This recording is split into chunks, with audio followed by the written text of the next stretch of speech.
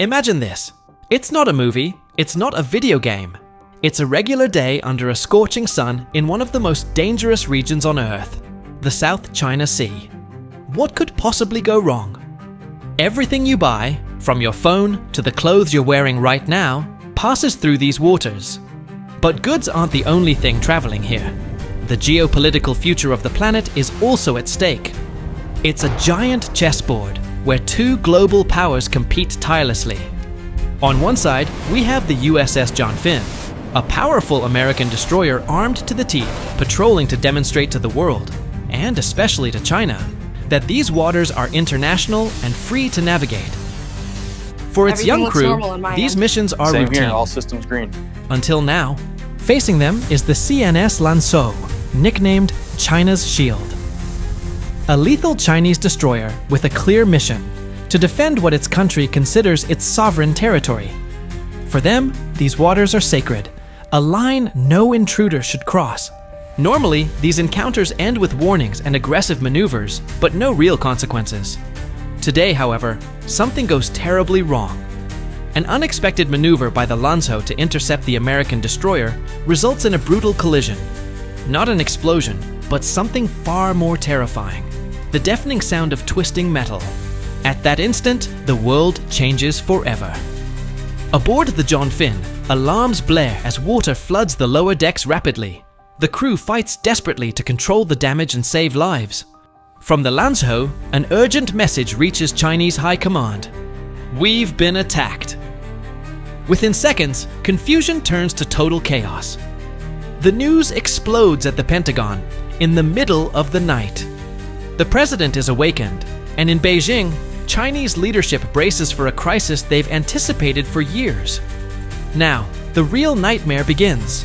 Digital warfare. Confusing videos, blurry satellite images, and rumors race across social media. Who's really to blame? Hours later, Asian financial markets collapse.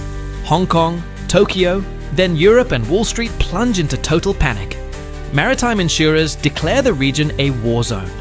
Suddenly, oil prices soar, and your daily life starts being impacted. Gasoline prices spike, factories halt, and the cost of nearly everything skyrockets. Meanwhile, international diplomacy devolves into a dangerous blame game at the UN. The United States accuses China with evidence and recordings. China responds with equal firmness. No one backs down. No one apologizes. The tension is unbearable.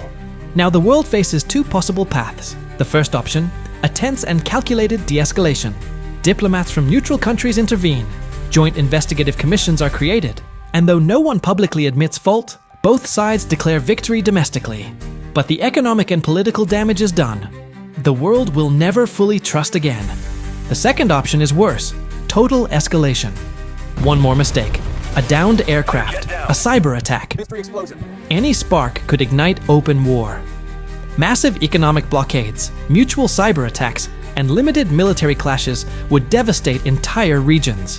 Whatever happens, the naval collision between these two destroyers has already changed the world forever. The globalization you know ends. Companies flee China, creating two rival technological and economic blocs. Everyday life, your internet, your phone, your job, everything radically changes. This collision in the South China Sea isn't just a naval accident. It's a terrifying reminder of how fragile global peace is. A warning that your life can change in minutes due to decisions made thousands of miles away. In an increasingly connected world, the line between peace and war has never been thinner, and that should concern us all. But that's the terrible chain of events that could happen. Now I want to know what you think. Using logic, not emotion, which of these two paths do you believe is more likely in such a crisis? Forced de-escalation or a spiral toward conflict? Leave your theory in the comments. I'll be reading and responding so we can debate together. And if this kind of geopolitical analysis interests you, make sure to subscribe and turn on notifications, because what happens in the world affects you more than you think. Thanks for watching.